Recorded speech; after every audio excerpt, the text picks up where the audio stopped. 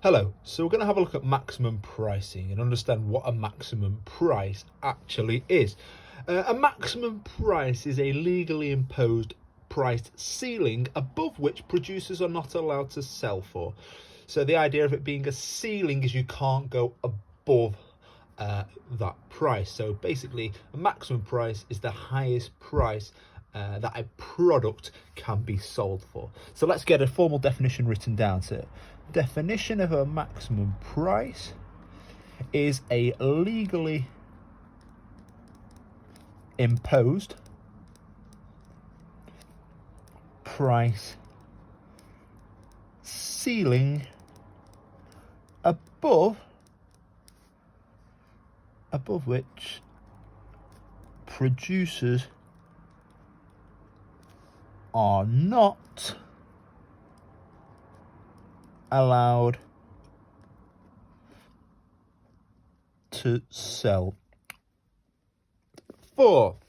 Okay, so just to recap, a maximum price defined as a legally imposed price ceiling above which producers are not allowed to sell for. So the idea of it being a ceiling is it's that upper limit that the price cannot go above. And we have some examples in the real world of maximum prices. So some relevant application. Most recently, in the most recent general election, there was calls from Jeremy Corbyn to introduce a maximum price with regards to rent control. So the idea that rent could only be charged to a certain level and the rent charges could not go above that price. Therefore, hopefully making housing or renting more affordable for people. So just to recap, that was Jeremy Corbyn argued that if he came into power, he would have introduced rent controls, i.e. making housing more affordable because the price of rent couldn't go above a certain level. So rent controls are a typical example where we see maximum pricing. If you have a look at rent controls in Manhattan, they are also placed. So Manhattan, New York, there are rent controls which you can't rent out apartments above a certain price, rent controls. And in the labour market, we also see a few examples of maximum prices with regards to salary caps. So I know rugby union in the UK, teams have a salary cap, and I know Saracens this season have been fined for breaking that salary cap. You also see in quite a few American sports like the NBA, for example, there are salary caps there as well. So we see maximum prices with regards to salary caps, rent control, and rent controls. So now let's have a look at our diagram with regards to a maximum price. So definition, application, and then let's move on to our diagram. So like all the diagrams that we've been looking at so far, we start with our axes. So it's our traditional price and quantity on our axes. So we've got price on our y-axis, quantity on our x-axis. We have our upward sloping supply curve. We have our downward sloping demand curve. And we're going to label our market equilibrium at P, Q. So the key thing here when we're drawing a maximum price diagram is that in order for a maximum price to be effective, it needs to be below the market equilibrium. Okay, so just let me repeat that point again. In order for a maximum price to be effective, it must be below the market equilibrium.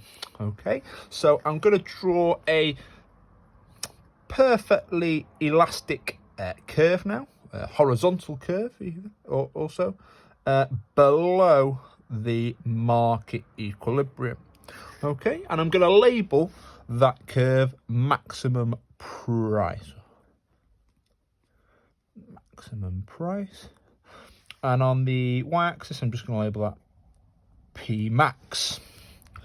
Okay, so let's have a look what that means for our quantities therefore. So we've got this maximum price which is set below the market equilibrium, and it must be set below the market equilibrium in order for it to be effective. So at this maximum price, suppliers are willing and able to sell a quantity of Q1. Okay, because that is where our maximum price intersects the supply curve. So suppliers are willing and able to sell at a quantity of Q1.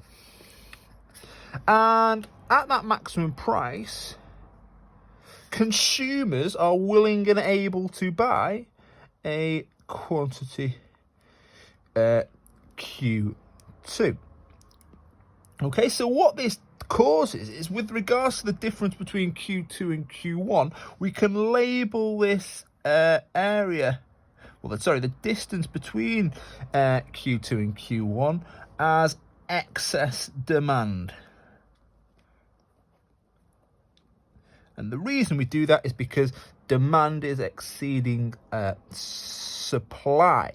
Because what we see here is at the price P max, consumers are willing and able to buy a quantity Q2 at P max. However, suppliers are only willing and able to sell a quantity of Q1 at that maximum price. And as a result, it generates excess demand. Okay, so that's our diagram. That's our definition. And we've got some examples there. Just to also put some extra information with regards to the market failures it's used to correct. Okay, it's typically used to correct market failures also associated with merit goods. Obviously, merit goods, we want people to consume more of them. So introducing a maximum price should, as we see on here, encourage a greater quantity demand of the product, and therefore should hopefully correct that market failure. So helps correct market failure associated with merit goods. And let me just recap that point again. So a maximum price is useful in helping to correct market failure associated with merit goods. So, for example, you may wish to put a maximum price on fruit and veg, for example. Obviously, the health benefits that people can receive from consuming more fruit and veg, with the positive externalities in consumption. So if you set a maximum price on the fruit and veg, what that would do is it would impose a maximum price like we have on our diagram, making sure to set it below the market equilibrium. And that maximum price on the fruit and veg ensures that consumers are more willing and able to buy at that given price of P max and at that given point in time. And as we see an increase in quantity demanded to Q2. So just to recap, maximum price can be used with regards to the market failure associated with merit goods and obviously the positive externalities in consumption. So, for example, if you imposed it on fruit and veg, it should hopefully correct that because it would increase quantity demanded. So just to recap, a maximum price is a legally imposed price ceiling above which producers are not allowed to sell for. The idea of a ceiling is you can't go above it. We have some relevant examples in the real world. So, for example, rent controls. So rent can't go above a certain amount. And salary caps, we see that quite often in sports. Try and make things more equitable, more fair. Can't be giving players excessive wages or salaries. And then finally, we see our diagram and making sure that our maximum price is set well below the market equilibrium to encourage greater quantities demanded, because ultimately the lower price means that consumers are more willing and able to buy. However, there are issues because it does generate excess demand.